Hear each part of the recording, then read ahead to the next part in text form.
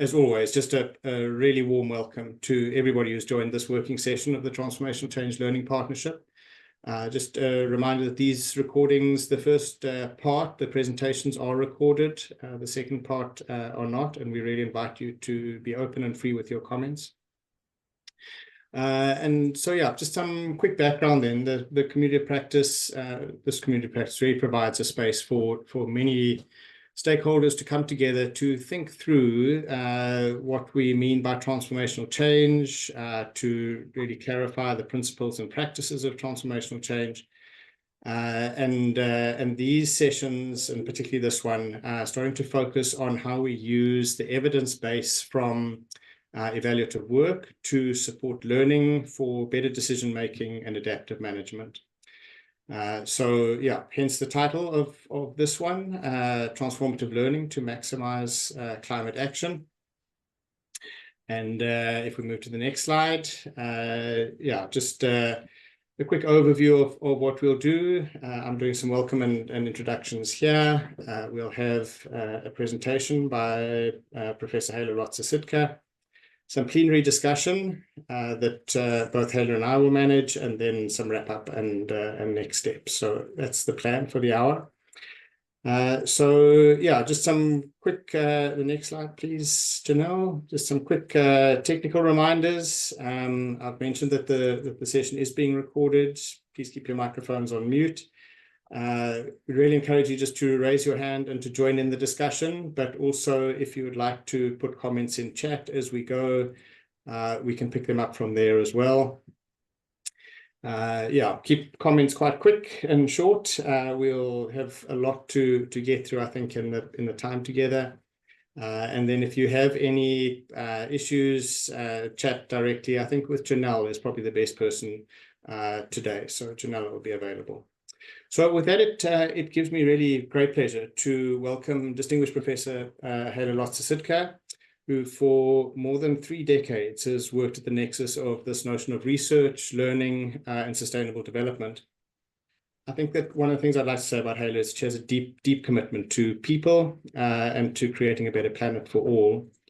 And in this kind of commitment, she's worked at many different levels. She worked closely with communities on water and agriculture, with provincial and national governments on school curricula and skills training, with regional institutions on education for sustainable development, global research initiatives on transformational learning, and with the United Nations on a wide range of initiatives related broadly to learning and transformational change. All of this work Hela's shared through the lecturing that she does, through over 250 now, I'm sure, published articles, 110 keynote addresses in, I think, 35 different countries, and all of that contributing to our work for a better planet for people and for all species, I guess. So as we shift some of our focus in the Transformational Change Learning Partnership to supporting learning for change, I'm really excited to welcome Hela to this session in what I hope will be a kind of ongoing collaboration around taking our learning forward further towards transformational change. So yeah, with that, Hela, over to you, and thanks so much for joining us. Thank you so much, Mike, and good afternoon to everybody. I think it's good morning in some parts of the world and good evening in others. But here in Zambia, where I'm sitting in a beautiful warm day, it's good afternoon. So thank you very much for the invitation to share with you just some initial thoughts on transformative learning in the Anthropocene. And I've also given it a little bit of a subtitle there, T-Learning for Just Transitions. I'm going to just share a few thoughts, which I also put into the short little paper. And if it's okay with everybody, I'll just put my video off while I'm speaking, because I know the signal here is a little bit up and down. And then I'll just go through the slides, and then we can stop at the questions and have some discussion as Mike indicated. So let me do that and then get rid of all of the detail here. And then, yeah, so I'll just move forward with the presentation. I think Mike mentioned that I am working and living and was born in South Africa. So that's a lot where my sort of experience of the world is coming from, but have worked, as Mike mentioned, in many places across the world. So I'm trying to just sort of share from that, all of those spaces a bit this afternoon here.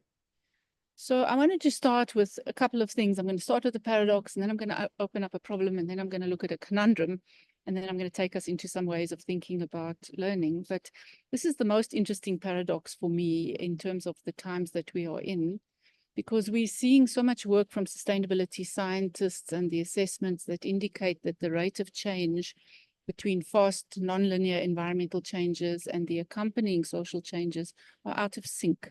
So there's a kind of a challenge there in terms of social change in relation to environmental change.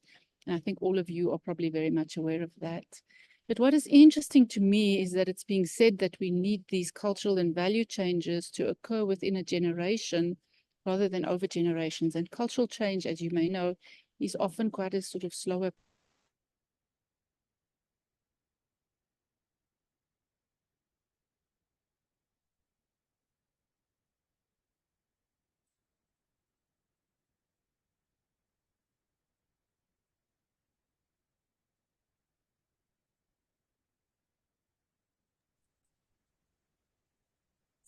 Helen, are you there?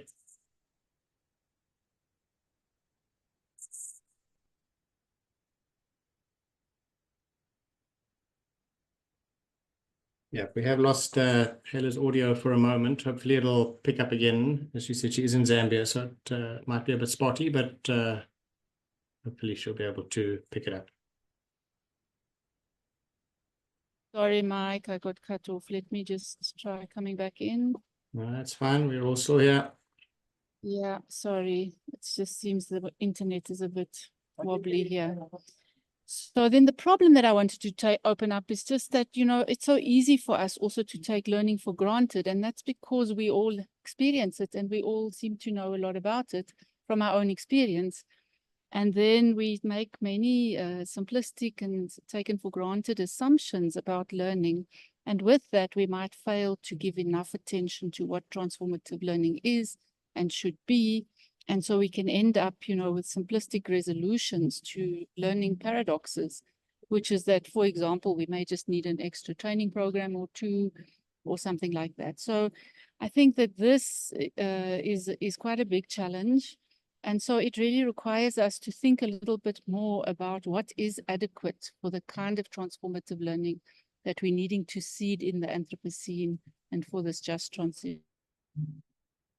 So here's my killer slide. I once won a prize for it as a killer slide. But what it actually does is it just tells us that actually there is 300 years of learning research on human learning. And that learning has actually, you know, that's what we understand about human learning has grown over time, and it's become increasingly sophisticated, and we're getting better and better understandings of human learning, moving from, you know, fairly technocratic approaches when the positivist sciences started, you know, mirroring the natural sciences. And then as the social sciences developed, we got more sophisticated views of thinking about human learning, the cognitive psychology, and then followed by social and cultural psychology, social constructivist approaches, interactionist views of learning, focusing much more on participation in learning, the relationship between learning and practice. And in the most recent period, we're getting a lot of very interesting work coming out of cultural psychology and the relationship between that and sociology.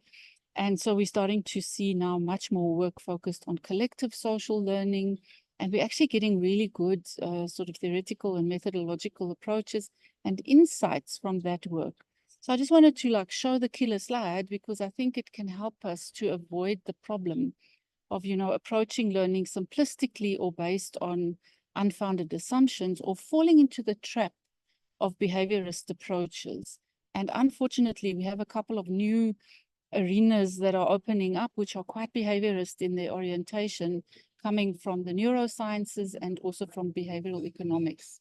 So we need to be a little bit careful about some of the new trends, look into them deeply and begin to think strongly about, well, what is transformative learning and for whom? So that's the killer slide. And the conundrum is that all of this research that's been taking place about learning has not actually been developed very strongly in the global south. It's actually a northern research project, if you want to call it that.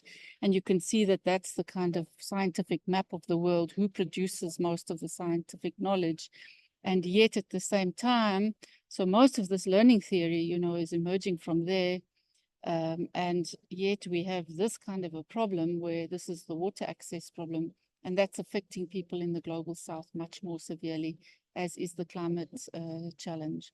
So we really need to open our minds to, you know, what is transformative learning, and we need to be able to see it and its emergence from other places, and not just rely on what we already know ourselves and so on. So it's an open project, and it's enormous actually, because we don't really know a huge amount about learning at a global level, if I had to say that. So the epistemologies of the South, it's a big movement coming through quite strongly and helping to shape what we're doing in the learning sciences.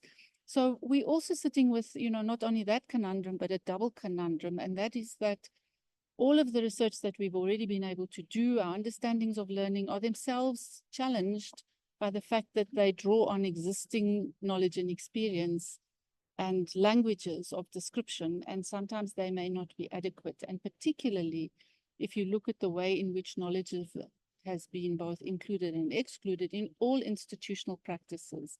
And D'Souza Santos talks about a history of epistemicide, as we've excluded the world's majority people's knowledges from literally all of our institutional processes. So what that really does is it points out that these multi-stakeholder epistemologies or ways of knowing are crucially important as we move into, you know, a just transition. And so what we've been trying to do in our research program over the last 10, 20, 30 years, as Mike has been saying, is to understand this and what the meanings of transformative learning are, how to conceptualize them, how to advance them, how to practice them. And even though we have, you know, the challenges, as I've mentioned above, of, you know, not enough adequate research or languages to describe the kind of learning we're talking about, there is good work. And we have really started to do, well, in fact, we've been working extremely hard to find what we call the best available theoretical work and practical work and examples that show us, you know, how we can begin to think in much more sophisticated ways about transformative learning. So this is the work of Uriel Engstrom, who we've worked quite a lot with. He's done a lot of, you know, very innovative cultural psychology research, working with collectives. And, you know, his project, I think, is one of the most powerful for the kind of thing that we need to do in the just transition, because what it does is it allows us the tools to think about collective learning.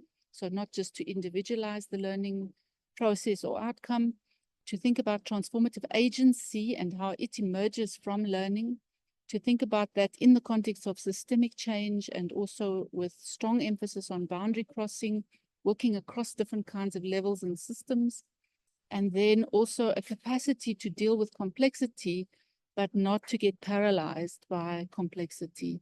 And his work also gives us the tools for active future making, and that can be done at all levels. And there's many examples of this work, and I'll show you just a couple that we're a little bit more familiar with. But one of the important things to do in working with this particular approach to thinking about transformative learning is that one needs to work with people to identify what we call these catalytic units of activity, so that you can find the collective learning space that is of interest to everybody. And here's a couple of examples from Zimbabwe where, you know, they started to do cross-boundary institutional strategy development at different levels of the organic food value chain to try to deal with institutional lock-ins and neglect. In South Africa, we ended up with productive demonstration sites as being these very important catalytic units of activity for transformative learning, to address social justice priorities around water and food. In the Netherlands, what they did, interestingly enough, was they started with local food system markets as a catalytic unit of activity for participation in the local energy transition, because they found that that was where people could gather and that could begin to discuss sustainability issues and begin to transform local practices, and then develop the depth of understanding necessary for, the more broader and more complex technical transitions. So just a kind of very quick sort of view of some of that. But I think that there's a very important role for monitoring and evaluation findings and results to inform this co-defining of the germ cell, if you want to call them that. Ingerstrom calls them germ cells, the germ cell catalytic units of activity for transformative learning expansion in transformations to sustainability. So what one then needs to do once you've got, done this work to identify these germ cell catalytic units of activity for people to work together on, is then to work in an ongoing way on these boundary crossing practices which allow you to transform this shared activity. And in this particular case, it was the South African case, we started working with farmers, extension officers, local economic development, the colleges, working with, and it's expanded to work with research institutions, the policy institutions, youth organizations, and it's a project that is still actually in expansion. So it's a very interesting process because it catalyzes this boundary crossing, and that leads to further boundary crossing, and it continues to expand the activity, the one that people felt was crucial to address, and then that also expands in its scope and its outcome. So we also have been trying to look at the types of processes that are necessary to support this kind of learning. And we've discovered that it's a mix of things. It's change laboratories or learning labs where people can meet and do this kind of boundary crossing, engaged work together. It's courses, and courses are vitally important because they help to equalize the knowledge base amongst different groups of people, and also to fast track the way in which people can engage around these critical issues. And then networks are very, very important because they allow people continued communication in these systems of learning. And then also the use of media and digital tools and so on is also, vitally important. So that's one example. We're busy looking at the moment at the just energy transition in 2 provinces, which is Mpumalanga and the Eastern Cape. And there we're dealing with, moving the transition away from coal, looking at the new viable value chains for absorbing the coal mine workers and their communities and into these different value chains. And then in the Eastern Cape, we're looking at the automotive value chain, and then trying to look at how we can, transform the existing capacity on manufacturing in the province into new forms of manufacturing. And of course, this is not an easy thing. So there's a whole process of what the President Climate Commission calls socialization of these opportunities. And we think that we need these learning processes also to be integrated into the system of advancing the activity. So we're looking at these germ cell catalytic starting points for the learning labs, and then what the key training programs and skills development interventions need to be, both immediate and systemic. And then we're also looking at these co-learning platforms and tools, monitoring and evaluation tools. So that's just another kind of example. But essentially, the key point, I think, for this afternoon is to look at this, that T-learning actually needs a mix of processes. So these learning and change labs that allow for boundary crossing and the multi-voicedness of them is very important. Structured learning and training programs that are very well targeted for specific purposes, and then they need to be integrated into the longer-term education and training systems so that they're not just ad hoc interventions, which is another project on its own. And then these learning networks and platforms to sustain the connectivity and collaboration. So those 3 kinds of processes we've discovered are very important. And then the other thing that we've been doing is trying to develop the language of description for this kind of learning so that we can actually, A, plan for it better, B, curriculate it better into actual training programs, and C, develop the monitoring and evaluation tools that are necessary. So we've been expanding our meaning of T from transformative learning and trying to describe what that means in the context of the Anthropocene, where we're actually trying to look at, cognitive and emotional perspective shifts that can lead to relational changes that are necessary for protection and affirmation of species being on our planet.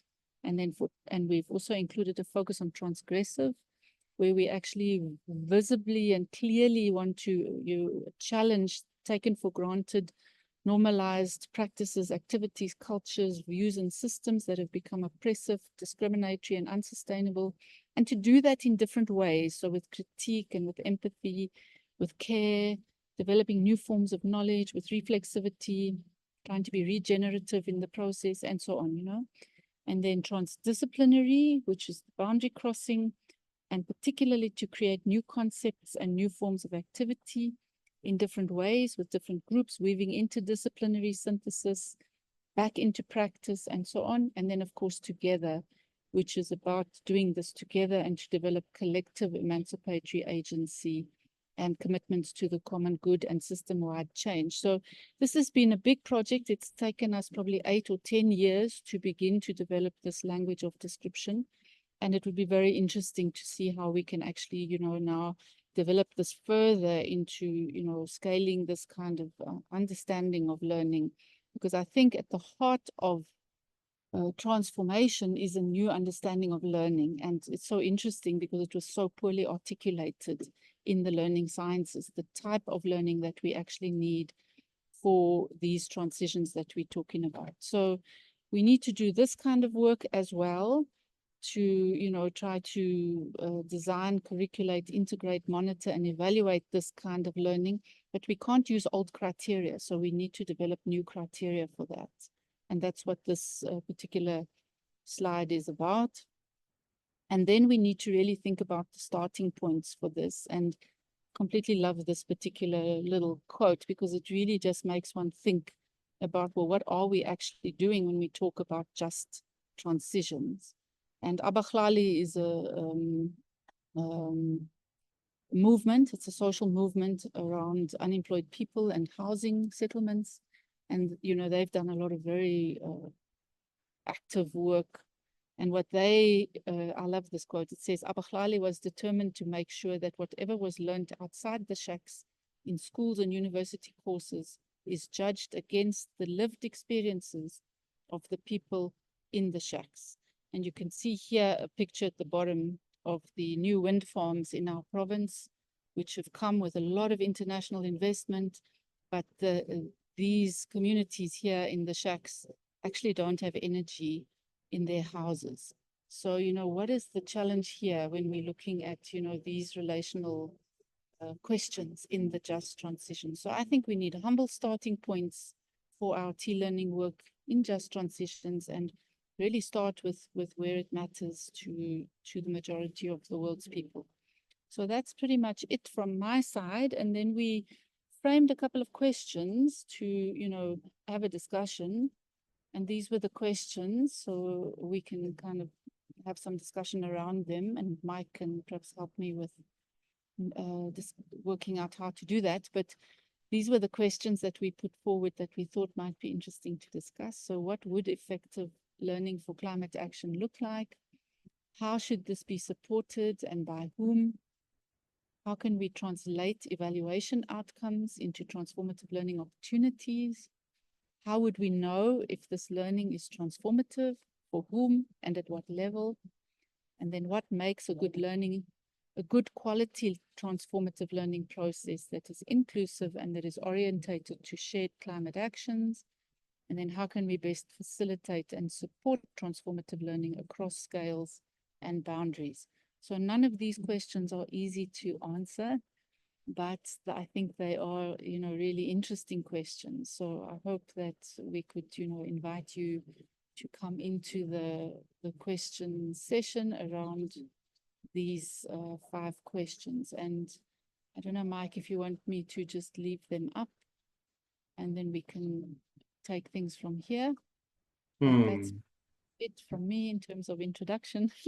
Yeah, fantastic. Heather, thanks so much. What I have done is drop them into the chat. They should be visible there, so Okay, people so can access the questions there. And then maybe if we just go back to the, if we stop sharing, then we can kind of all see each other a little bit. I can only see me, which is a bit disconcerting. Yeah, that's much better. Okay, so yeah, really an open discussion. People can pick up on particular questions. I know that some of you are kind of starting to work on evaluations of things like the JETP. And of course, the big question I think that Hayla's asking is how can these kind of insights that we're gaining serve as germ cells or catalytic starting points for learning, and then what kinds of learning processes might be really useful for supporting transformational change that is relevant to diverse stakeholders. So yeah, feel free to pick up on anything from the presentation that Hayla's made, from the questions, any of the questions that are in the chat, if you want to refer to any of them, or even just to refer to the work that you're doing, and maybe yeah, share examples or share questions around how that might support learning. So yeah, feel free to raise a hand. We'll be able to see it. Again, if you're struggling to connect and get a chance, also feel free to drop comments in the chats.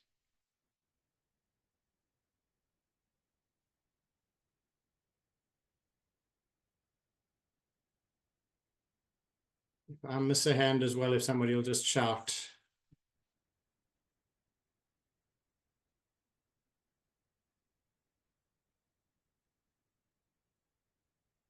Maybe just as we're waiting, there's a hand up, but maybe since I've started, I'll just quickly finish it. Yeah, Niti, see you. We'll come to you now. But a question that I suppose we're struggling with a little bit is how do we sort of, I mean, we identify these contradictions, and I think that the picture of the shack was a great example of that. You know, the shacks, you have these big wind turbines behind, and then often the the access to electricity of the people in the shacks is not in any way kind of linked to the wind turbines that they're living near, for example. And it's those kinds of contradictions that we see, and of course embedded in that all sorts of issues around power and access, and how then we use that, I suppose, to support support the start of a learning process. So to use that as a kind of initial point in what kind of learning might be useful to follow on to bring about change.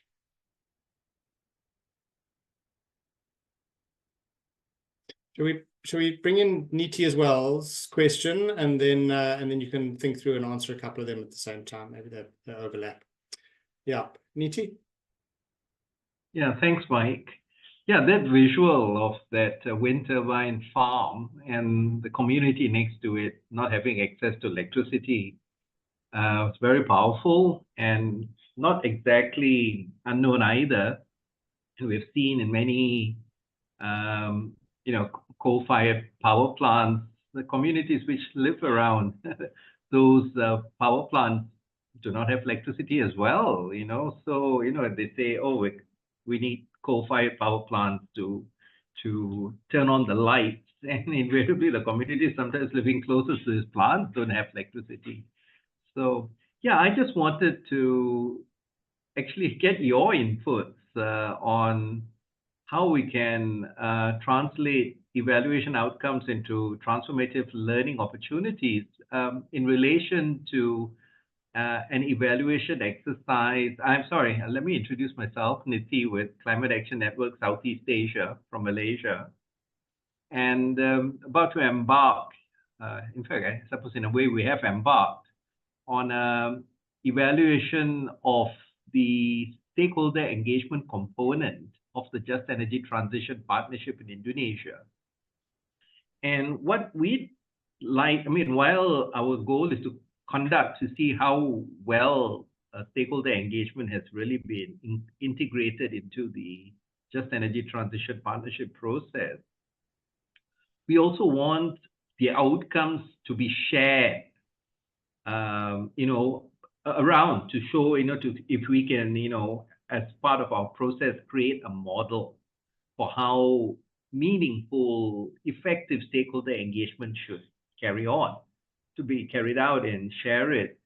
So how can, I'd like to ask you the question you have put forward here is, like, how can we translate what outcomes we get from our own evaluation and research into transformative learning opportunities for others who may be, you know, about to embark on the same process or who are involved with the same activity elsewhere.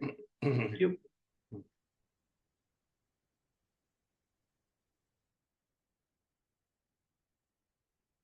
Yeah.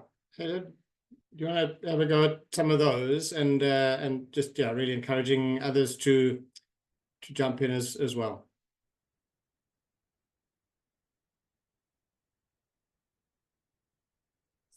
Sorry, Mark, I just got cut off again, but I was following most of Niti's question. So I'm just leaving my video off because the internet here seems a bit fragile. Yeah. So should I just sort of join in the conversation with Niti? Yeah, I think jump in there, and then let's hope that others kind of jump in as we move along. Yes. So I think actually, Niti, that the evaluation findings are, I would say, probably very underutilized as transformative learning opportunities, because we tend to produce evaluation reports and distribute them.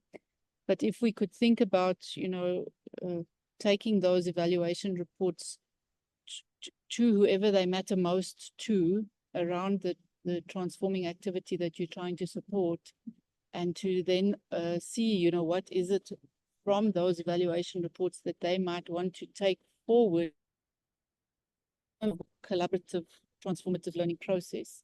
Would be actually very interesting, I think, to explore that a little bit more, you know, as a specific process, and then to think about what are the support processes that one needs to put in place in order to support that component of the evaluation flow, if you want to call it that.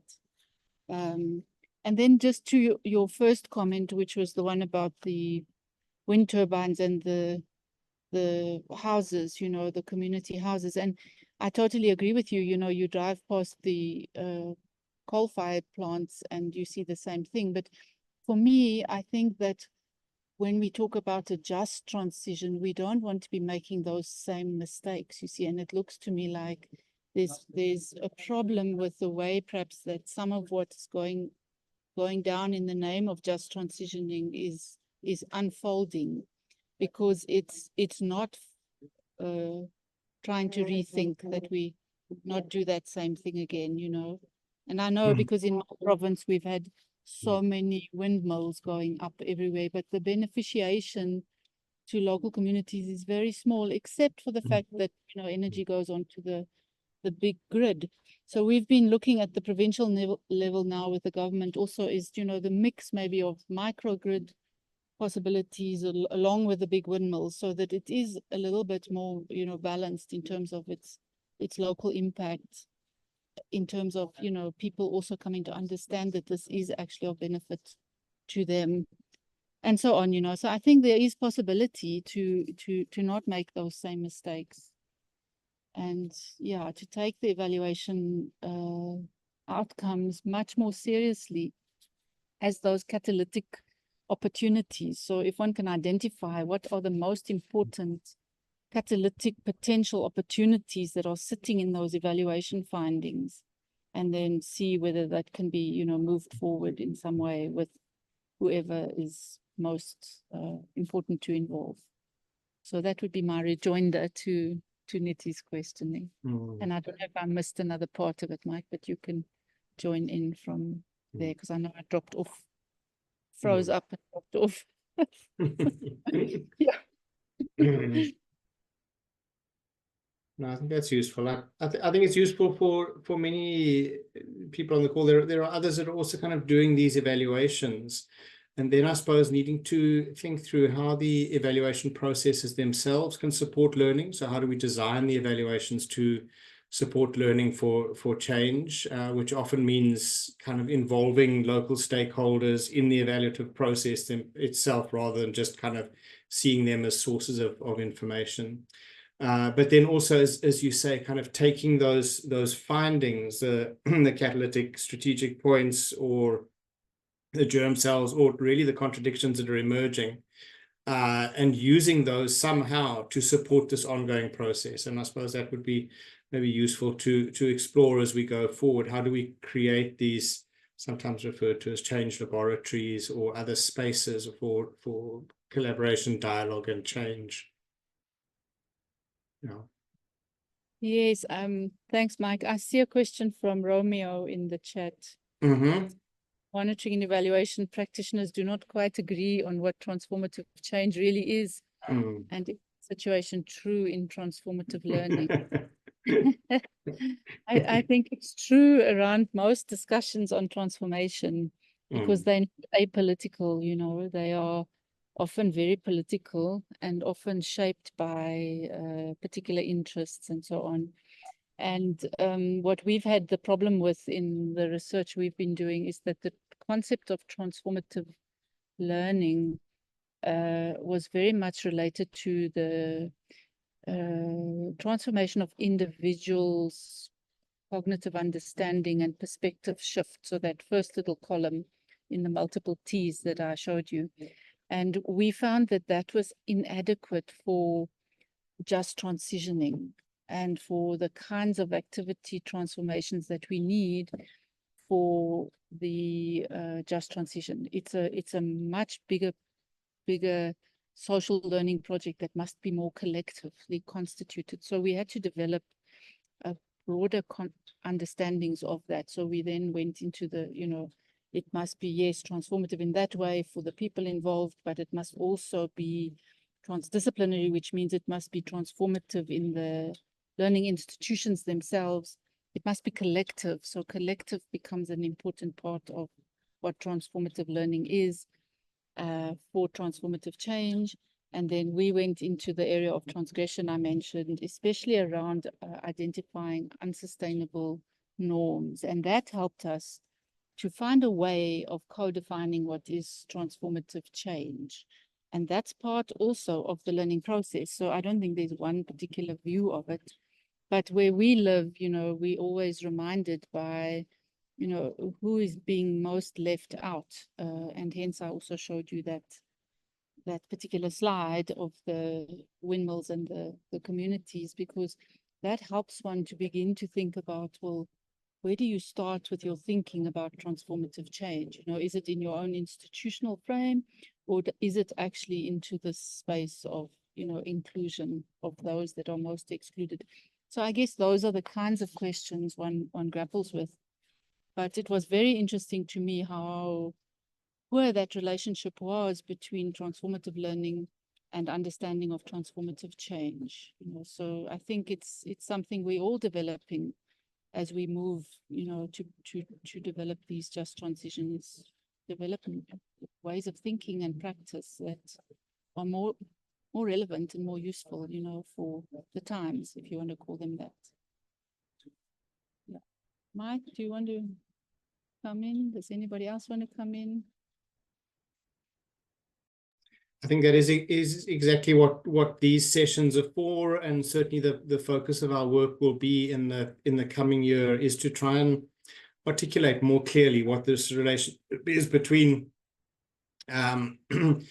transformational learning and its potential for transformational change, and in that discussion needing to understand both transformational learning and transformational change better, which has always been the purpose of this community of practice. And I think the insights and experiences, the kinds of questions, the comments that Romeo and Niti and others have made are really useful for doing that. I see a question from Nasibe. Nasibe, do you want to just come online and ask it, or do you want to leave it in the chat? There you go. Yeah, absolutely. Hela, thank you so much for this compelling presentation. My name is Nasibe Chemor. I'm part of the facilitation team for the Transformational Change Learning Partnership. And one thing that we have seen while we are, you know, developing these learning resources and events is that people that come together in a community of practice often come from diverse contexts and also diverse understandings of what transformational change means. So my question was more like oriented towards what are some mechanisms or practices that you have seen that effectively turns this sharing of knowledge into meaningful action that has actually transformational impact or what are some considerations? I mean, I've seen in the two-pager that you shared, like the importance of, collective perspective and addressing systemic vulnerabilities, but I was wondering if you had some other thoughts on that. Thank you. Yes, thank you. And I think what we've discovered is that different kinds of tools and practices are necessary in different settings and with different types of audiences. So I shared with you the organic farmers, and what they was most useful for that multi-leveled, multi-system learning process was to develop sort of strategic documents that could be shared and moved across boundaries. In the big case study that was done by Annalisa Sanino in Finland on the homelessness, the same thing, to work together to develop sort of strategic, like sometimes it's strategic plans, sometimes it's resources that are needed by one group in order to be able to, resolve a problem. So it depends really on who's involved and what is most needed in that setting. But what we've learned is that if those are collaboratively conceptualized, they have a much bigger impact in terms of the actual actions that follow. So there's something important about how those tools and practices are developed.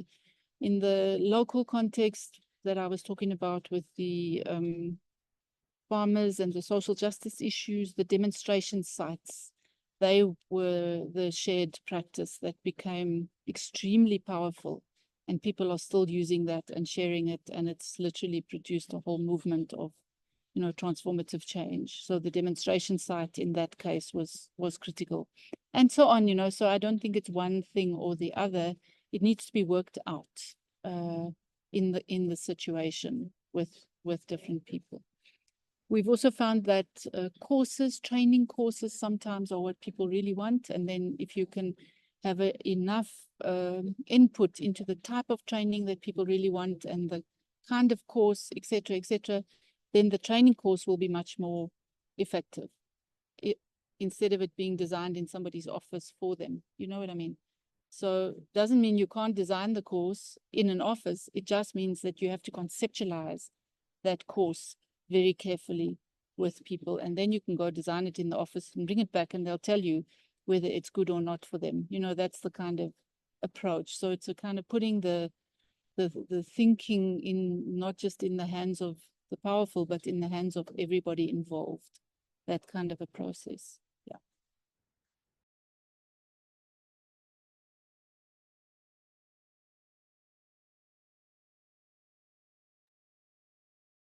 Thanks. Yeah.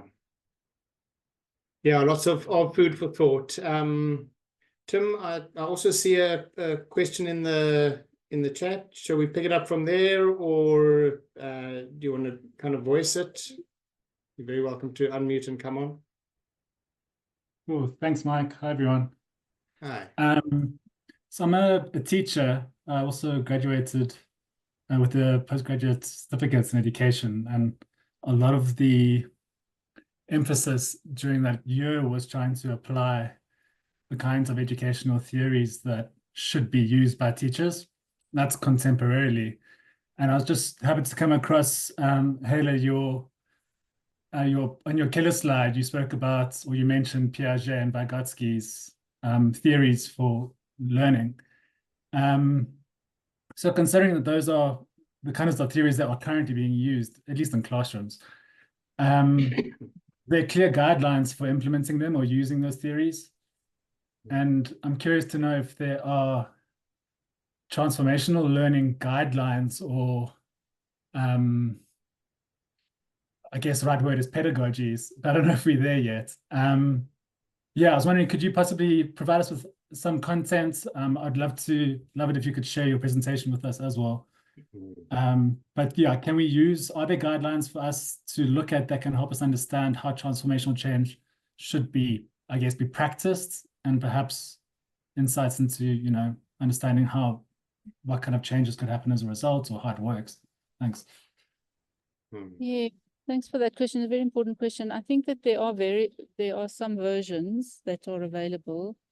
I think that we need to do a better job of making these more available. And that at the moment, I would say they're available more in, the forms of research that have been done. But to popularize that is a project that still needs to be properly done. So hopefully we can do that with all of you and with Mike and others, as we go forward. But definitely there's certainly enough principles, I would say, principles that can guide this kind of transformative learning and how to apply it. And we've also got enough examples. And so definitely, yes, I think so. It'll just take a little bit of work to, put them into a nice looking publication that can be distributed all over the place, that type of thing. So that is still work that needs to be done. It's taken a bit of time to work this out, by the way. I mean, we've been working on this about 10, 15 years to try to get to the best possible set of things to be able to articulate this. So Uriel Engstrom has said that he's very happy to also work along with this group as we go forward. And I think that that's probably something we could do together with him and with others that are doing this kind of work, Mutizwa Mukute has done fantastic work in this area too. I think some of you may know him. And so on, so we can bring together a really nice team and articulate this perhaps together with you in a way that it could work for the kinds of work that you are doing. Yeah. I mean, we can certainly share some of the kind of I suppose as Hala says, the sort of academic literature that outlines some of these things, like change laboratories that build from the kind of Vygotsky's work through a number of iterations into Uriel Engestrom's work, Annalisa Slanina's work, and others. So we can share that.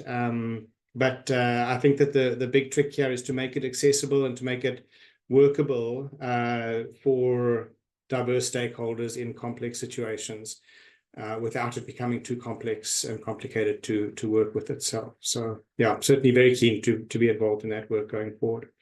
We've got maybe sort of 5 minutes to go, and I see the comment from Lad in the chat. Lad, do you want to jump in? Sure. Yeah. Thanks, Mike. This is quite thought-provoking, and really one of the things we talk about in looking at development projects is the importance of stakeholder engagement, and that the process really matters as much as maybe the plan. And it seems that's true when it comes to learning, and in particular to make learning transformational. That having the people who you're working with be fully engaged is how it actually happens. So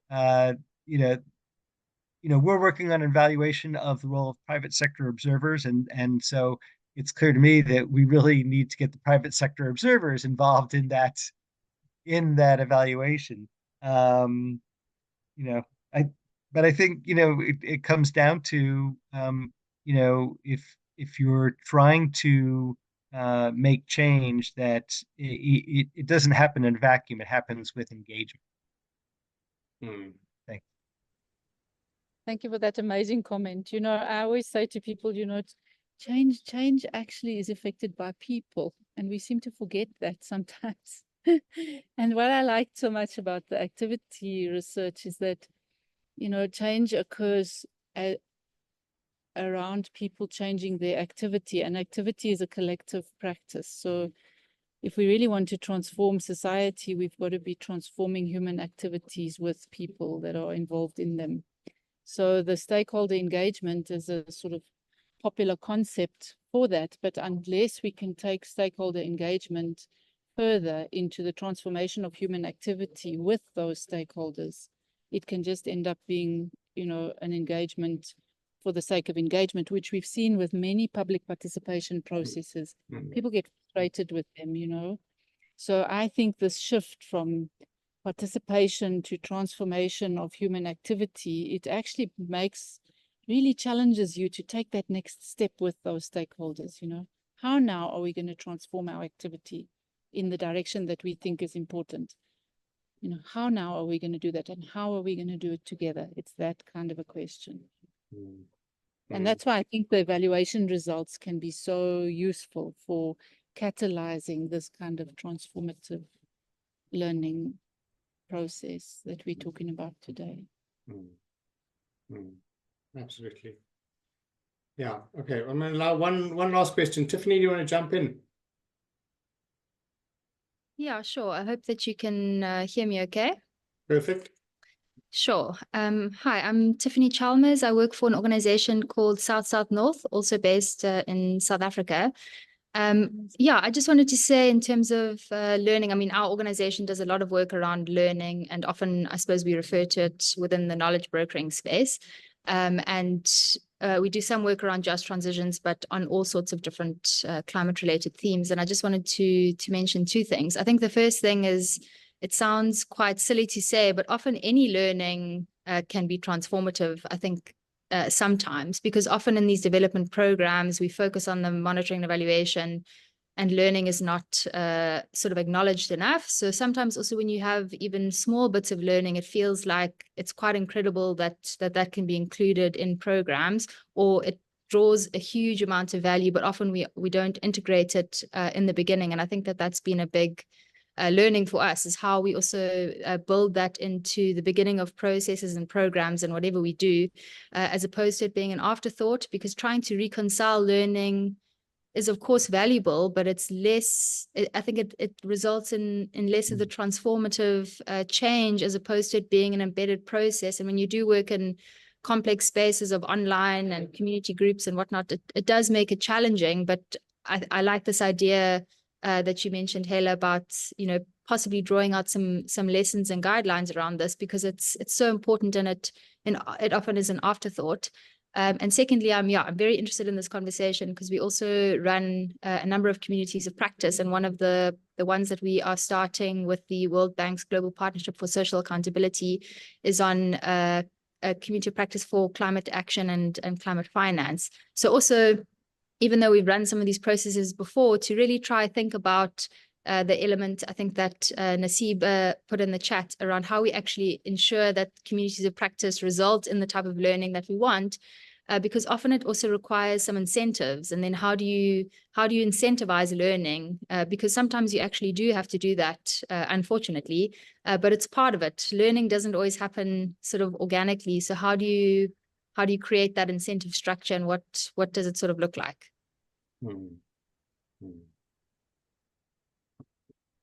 Yeah. Yeah, thanks for that, Tiffany. Nice to meet you. I've worked with your organization a bit before. Yeah, so I think I really like that you just mentioned the fact that we often, like, in a way, we take it for granted. That was the point I tried to make right at the beginning. You know, learning is often just taken for granted, or it's seen as something that's done, you know, in a college or a school or on a course. But in fact, it's a very vital part of change and transformation. So I think the more we can center it into being a vital part of change and transformation, and if we can do it in such a way that people are actually interested in being part of that change and transformation, then it actually solves the incentive problem, because people then are motivated to actually be part of that change and transformation because it's in their interest. And you know, they're likely to, you know, benefit from it, or have their voice heard, and we've seen so many people that, you know, really don't get anything, but they just so involved in these learning processes because they're really keen and they're interested, and they're able to exercise their agency in the change process. So there's something very important about that it catalyzes the possibility for people to take up agency and to be part of the change that they actually want to see in the world, supported by you and by the programs and so on, you know. So it's like that kind of a process. But yes, I think definitely, you know, trying to articulate these processes more carefully, bring them to the surface, make it more explicit, and so on. So thank you. And Mike, I'm handing over to you now. Thank you so much, Hayla, and thanks again to everybody for the insights, the questions, the comments. As always, we'll have a short survey. Janelle has put the link in the chat. Please do fill it in. It just helps us to refine these sessions, to identify future topics and things. So please just click on that and fill it in. Yeah, a big thanks to Hayla for sharing her experience and her thoughts. I think that there are many kind of commonalities across the the work that we're all trying to do. Certainly the work that Niti and Lad shared are projects. Some of their work is projects that's come out of a course that was run. So there's kind of using courses to stimulate and support projects, and then to kind of engage in a process of discussion around them. And I think some fantastic work being done on the private sector, on the JETP work, but also on just transitions elsewhere. Some really innovative stuff happening in Brazil in the same process. So some great work coming out of these kinds of learning processes as we seek to work on them together. So we'll continue to explore these themes. We'll certainly take them up in the in-person meeting in October that's happening in Washington, D.C. I think many of you will be there. Looking forward to those discussions, looking forward to how they shape our ongoing work, and looking forward to engaging with everybody here as we take forward this notion of how do we develop better evaluation and learning processes for transformational change. So yeah, December, the virtual working sessions will pick up again. There won't be one in October because some of us will be working in person. But November, and we'll notify everybody of that topic in the usual way. So again, just a big thank you to everybody involved, to all of the SIF team that supports us behind the scenes, Siobhan, Alfredo, and many others. And then the Ross strategic team as well that support us in the facilitation. So big thanks to everybody. Big thanks to all of you for joining, and a big thanks to Hayla for sharing. And have a great rest of the day. Thanks, everybody.